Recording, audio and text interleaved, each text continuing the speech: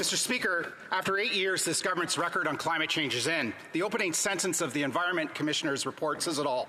The federal government is not on track to meet the 2030 target. Wow. It's now clear the government's environmental plan is a mishmash of regulations and taxes that aren't working. And it's not just clear to the Commissioner, it was also clear to COP27, where Canada was ranked 58 out of 63 countries for climate change performance. Change starts with acknowledging failure. Will the government?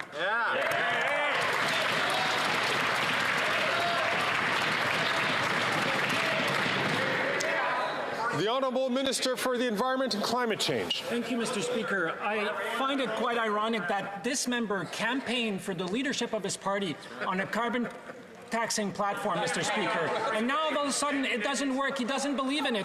Well, this morning the Commissioner to the Environment and Sustainable Development was at the Environment Committee, and this is what he said. He said that not only our pollution pricing is working, but it is responsible for up to 30% of emission reduced in Canada since 2019, Mr. Speaker.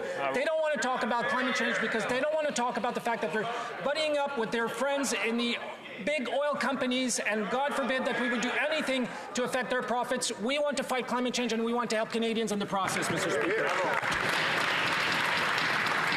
The Honourable Member from Wellington, Halton Hills. Speaker, I campaign on a revenue-negative carbon tax. This government's environmental plan is revenue positive and a mishmash of taxes and regulations which is dragging the Canadian economy down. Emissions still haven't risen to pre-pandemic highs, and that's because the economy still hasn't recovered. Per capita GDP and productivity are lower this year than in 2017. After 8 years, will the government admit that its environmental plan isn't working, its economic plan isn't working, with productivity and per capita GDP lower today than 6 years ago?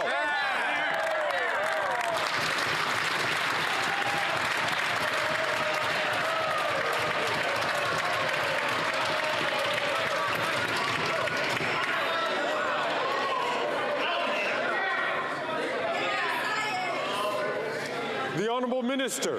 Mr. Speaker, we will take no lessons from these conservatives, Mr. Speaker.